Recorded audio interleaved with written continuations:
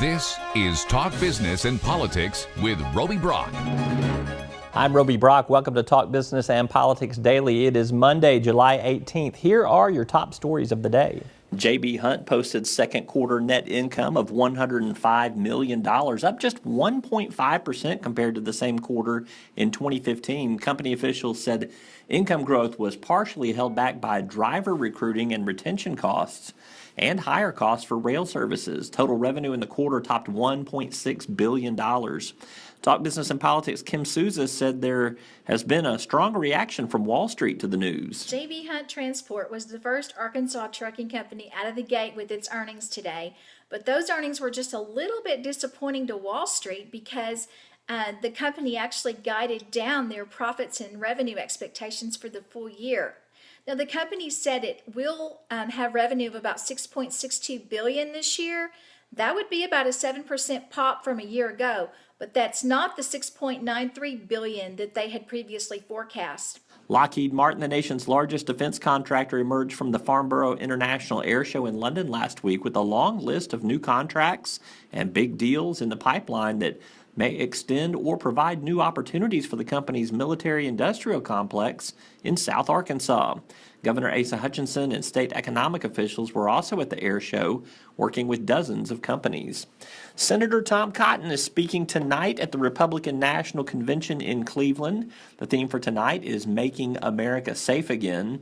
With Cotton's military background and high profile on international affairs, he's considered a Republican leader on these issues. It could also be a major stage for Cotton, who is often discussed as a potential future presidential candidate.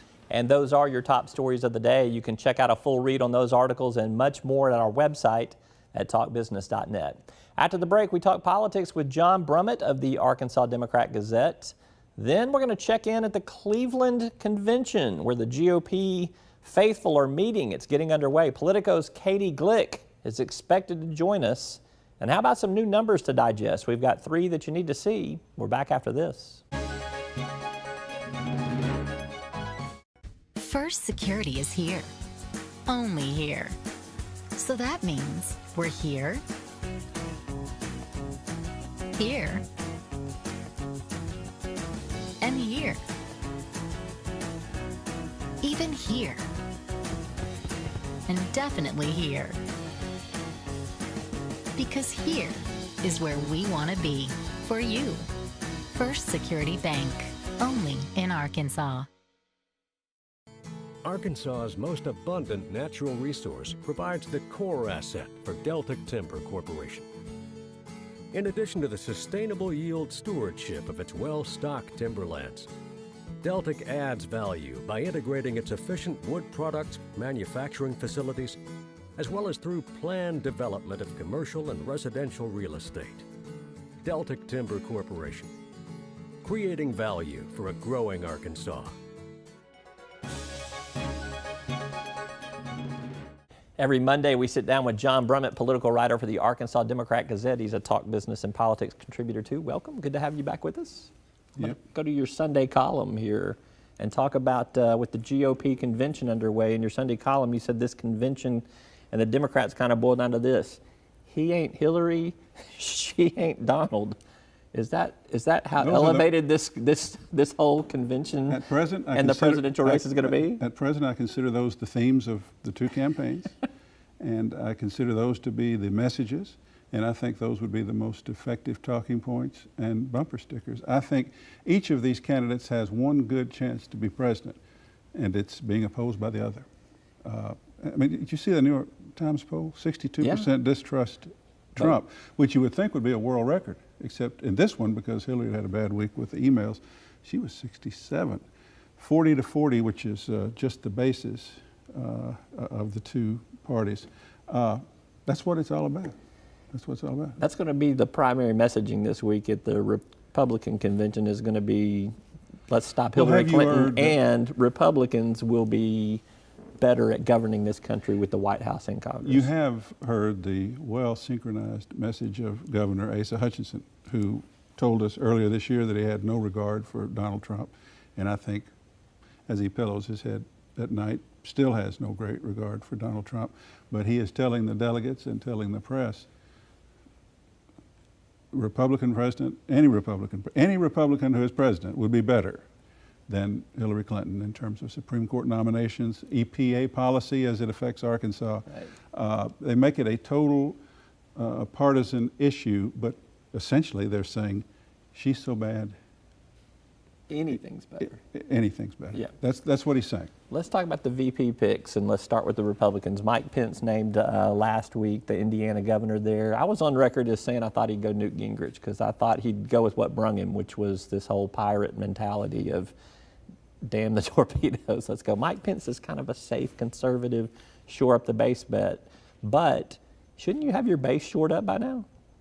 Well, yeah, but nothing is normal about this situation.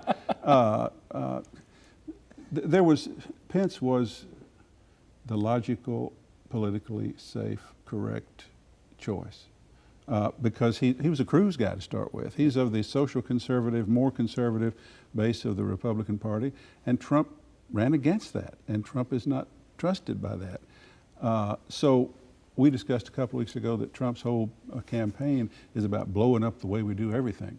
By that theory, Gingrich would have been, Christie would have been possible, but Gingrich especially.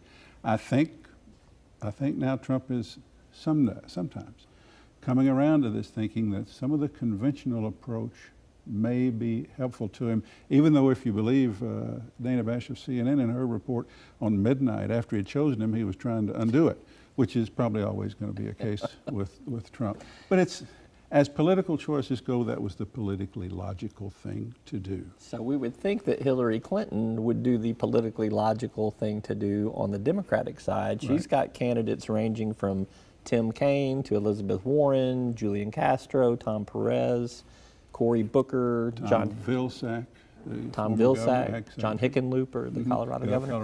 Where do you think she goes with her VP pick? I'm not asking you to gamble on this. I'm just saying what makes the most sense. I'm not going to put any money on anything that I say. But her campaign, and we discussed this a couple of weeks ago, Trump's is about blowing up the way we do presidential politics. Hillary relies on it. She's running by the Obama-developed, Obama-evolved electoral map. And she's also running to be the conventional candidate, even though that would seem to be unpopular, because the idea is to scare everybody about Trump, and her conventionality, is that a word? You just made it up. It sounds like a good word. You're a columnist, you can make I'm those a pundit, I can make up words. Like that becomes an advantage.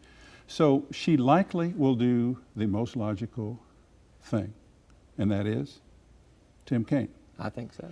Shores up Virginia. Shores up Virginia, which is a vital state. He is a center-left Democrat who's very high, got like 80% approval rating in Virginia. Well thought of.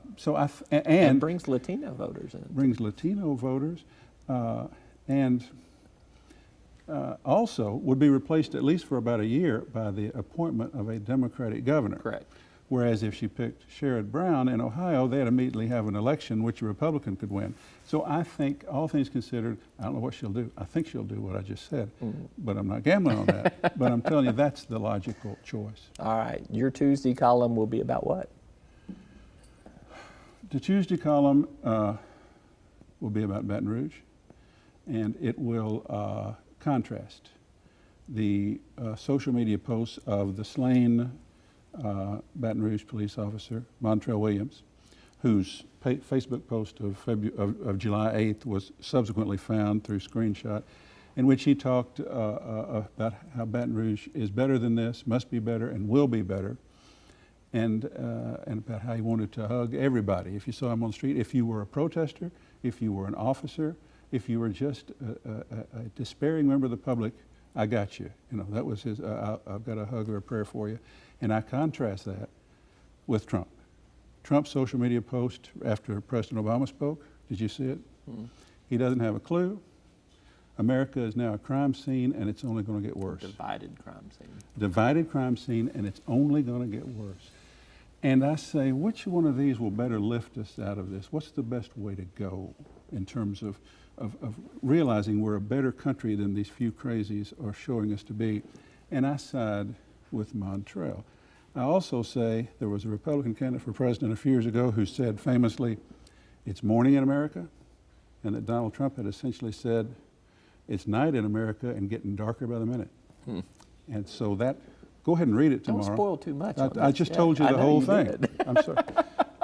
Well, now Mr. Husband doesn't get his money's worth. No, he does, because everybody's going to be encouraged to read it now. Well, I hope so. John Brummett with the Arkansas Democrat-Gazette. Always good to visit with you. Catch My out pleasure. his column online at Arkansas Online or in that newspaper each and every day. He's not in there every day, but he's in there almost every day. After the break, we think we're going to go to Cleveland for an interview with Politico's Katie Glick. This is Talk Business and Politics Daily.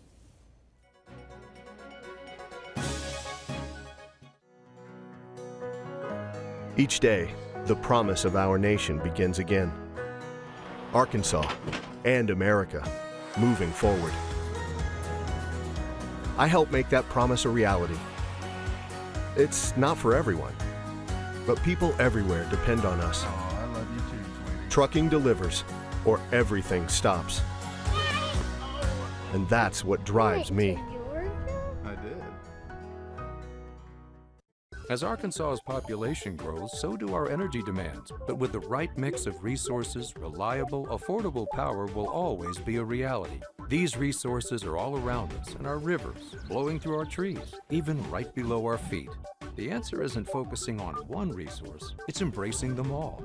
The electric cooperatives of Arkansas know that a balanced approach to power builds our communities and powers our dreams. Visit themixmatters.com and see why there's power in knowledge.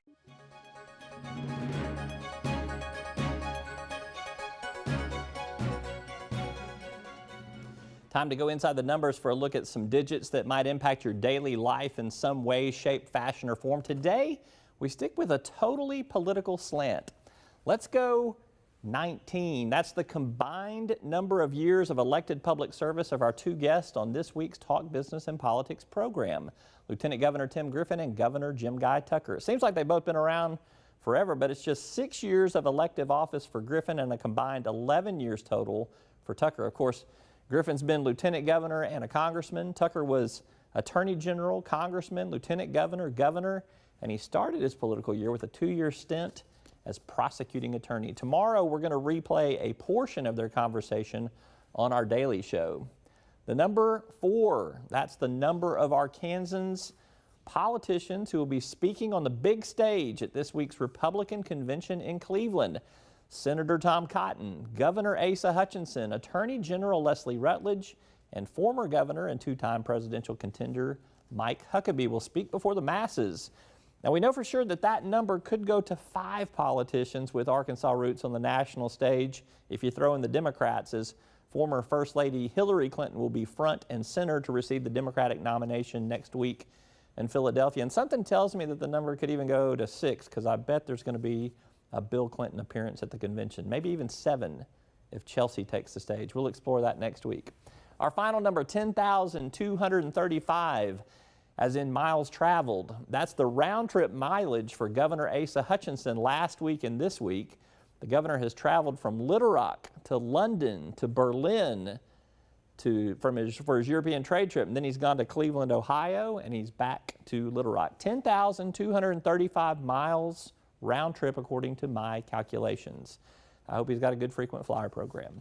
A quick word from our sponsors, and we're going to be joined by Katie Glick from Politico. She's in Cleveland. We're in Arkansas. We will Skype right after this.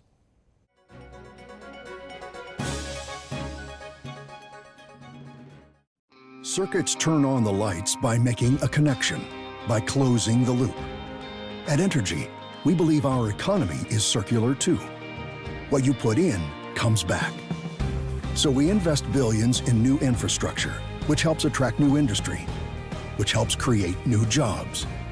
We partner with local communities to electrify the economy, and together we power life. Entergy. At Deltic Timber Corporation, we believe in the responsible creation of communities, in the development of neighborhoods that bring convenience and comfort to life, while respecting the beauty and delicacy of nature. Like the harmonious balance of environment and expansion found in the thriving communities of Chenal Valley and Chenal Downs in Little Rock and Red Oak Ridge in Hot Springs. Because the best communities in the natural state are the ones that help keep it that way.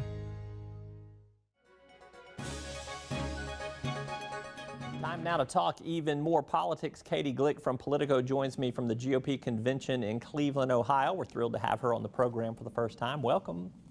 Hey, thanks so much. Katie, let's begin first with what is happening in Cleveland right now. Let's talk about the anti-Trump movement. They were a little bit stymied last week in their efforts to free the delegates. We have heard some late-breaking news on Monday afternoon, however, that they have secured the votes to force some sort of floor vote. What is your sense, Katie, of what you think will happen in terms of this anti-Trump movement? Well, that's right. You know, it's still very unlikely that the so-called Never Trump movement is going to actually be able to allow all the delegates to vote their conscience, which is something that a small, that you know, perhaps a relatively small faction of delegates here are pushing for. You know, they want to make sure, they want to take some steps that would then stipulate that the folks participating, the delegates participating, are allowed to vote their conscience rather than voting in a way that reflects how their state voted in the primaries, which, you know, that latter approach, which is, you know, what looks likely to continue, is something that obviously would benefit Donald Trump. But even if they are not successful in their legislative maneuvering here, their hope is that they are able to send a message by actually having a vote, and, you know, that message they believe would show that a big slice of the Republican Party that's gathered here in Cleveland does not support Donald Trump. They really want to send a message that this, you know, section of the Never Trump movement wants to send a message that Donald Trump does not represent the Republican Party. But he is certainly poised to be he is the presumptive nominee and poised to lock down that nomination on Thursday regardless. Mike Pence, the Indiana governor, was selected as the vice presidential running mate for Donald Trump last week. He is a conservative Christian evangelical voter's dream in many respects, but there are some who are dissatisfied with the fact that he flip-flopped a little bit on the religious freedom issue about this time last year. What's the convention crowd's mood towards Mike Pence? How's he being received at the convention?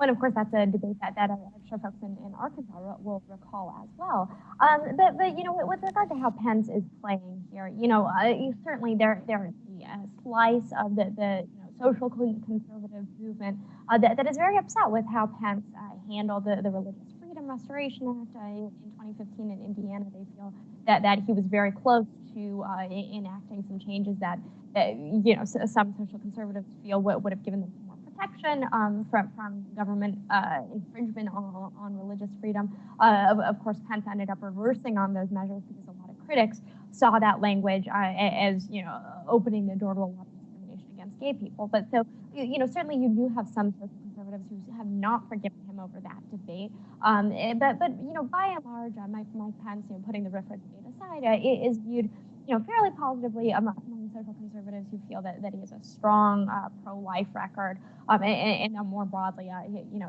pretty sterling social conservative credentials aside from the RFRA debate. But that being said, you know, there's a lot of folks in that you know, so-called Never Trump movement who say, yes, you know, we like Mike Pence just fine, but that's not going to move the dial for us because we're looking at the top of the ticket. There are always on-the-record conversations. There's always a lot of off-the-record conversations on the campaign trail and at a convention like what you're at right now. What are we not hearing just yet? What's going to play out here in the next couple of days? What's kind of out there on the horizon, what we might be reading and hearing more about? Well, you know, Trump himself, as you just noted, has talked quite a bit about, you know, his interest in party unity, and as you just noted, you know, cited that as a reason for bringing Mike Pence on board. Paul Manafort was just tweeting about, you know, their interest in generating party unity. But you know, the real question is as to, you know, whether he's in fact going to be able to do that. You know, I would watch Ted Cruz's speech later this week. You know, Cruz, along with John Kasich, remains one of the most prominent Republicans who has not yet endorsed Trump, but has a base that you know, should he endorse Trump, you know, would be able to put some significant new weight on his campaign. You know, Cruz hasn't done that yet. There's a lot of bad blood between the two of them. If an endorsement comes later this week, I think that will be fairly significant in terms of how Trump is viewed by some of those conservative activists in the grassroots who you know, really are fueling this so-called Never Trump movement. And then, you know, there's a lot of folks with whom I spoke this morning at an Ohio Republican delegation breakfast who said, you know, they are here as Kasich delegates. They are supporting John Kasich, but you know, come Thursday they're going to be watching Trump's speech, they really are hoping to see some extension of an olive branch to folks who, have not been with him up until now. Their sense is that, Manafort's criticism of John Kasich was not helpful in terms of engaging Ohio Republicans and others who, may currently be on the fence. But they are waiting to hear from Trump. They want to see whether he is able to further extend that sort of olive branch. There's a lot of folks who would like to get on board, but feel that they need a reason to do so. And so we'll see if Trump gives them, the more reason for those folks still reluctant on Thursday. All right, she's Katie Glick with Politico. You can read her stuff at politico.com. Thanks so much for being with us. Hey, great to be with you. Thank you. And thank you for watching. That's all for today's Talk Business and Politics Daily. Check us out online at talkbusiness.net for the latest in business and politics. Plus, follow us on Twitter at TB Arkansas or on Facebook or LinkedIn. Just plug in Talk Business and Politics to find us and follow. And if you want to receive our daily email newsletters, they're free, and you can receive them every morning in your inbox before 7 a.m. Just email me at roby@talkbusiness.net, and I'll sign you up. And if you want to listen to a podcast of this show, perhaps on your commute to and from work, we're in the iTunes Store and on Stitcher, or you can just play us through your smartphone. I'm Roby Brock. We'll see you tomorrow. Until then, take care.